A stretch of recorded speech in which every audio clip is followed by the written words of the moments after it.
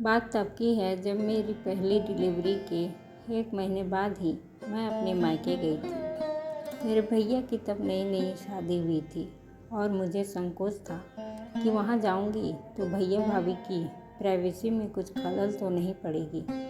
वहाँ जाकर मुझे पता चला मेरी भाभी तो बहुत स्वीट है। जब भी मैं अपने बेबी को फीड कराती मुझे बहुत प्यास लगती। पानी की बोतल पास होती पर वो ख़त्म हो जाती। मुझे किसी से मांगना अच्छा नहीं लगता, पर मेरी भाभी हरदम कभी शरबत कभी नींबू पानी बना कर देती रहती। मेरे मना करने के बाद भी वो नहीं मानती और हमेशा कहती, दीदी मुझे ये करने दीजिए। मैं जानती हूँ इस समय कितनी वीकनेस लगती है। फिर कुछ दिन बाद मेरे हस्बैंड मुझे लेने आने वाले थे। मैं बेबी के हज़ारों काम में थकी रहती तो सिंपल गाउन पहनकर बैठी थी। मेरी भाभी मेरे पास आई, दीदी आज जीजा जी आ रहे हैं, चलिए आपको तैयार कर दूँ।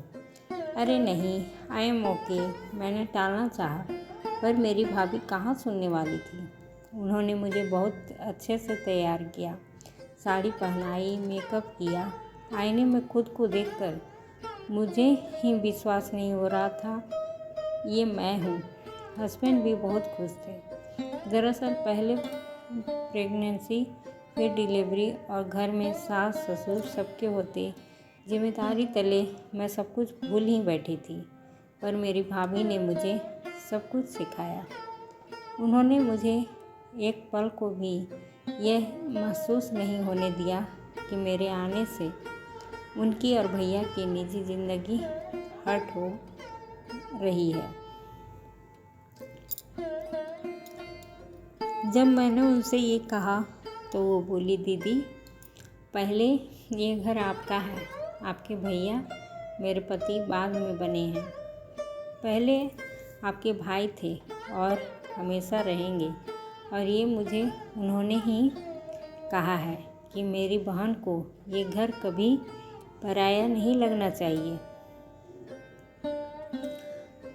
मैं भाव विह्वल होकर भाभी से लिपट गई। वाकई में यही सीख मुझे मेरी माँ ने दी थी, जो मैं अपने ससुराल में अपनी 4 नंदों के साथ निभाती चली आ रही हूँ। वो सब मुझसे काफ़ी बड़ी हैं, पर उनसे मैंने बहुत कुछ सीखा है। खाना बनाने में, रिश्तों को निभाने में और अन्य बातें। हम सब सिर्फ रक्षाबंधन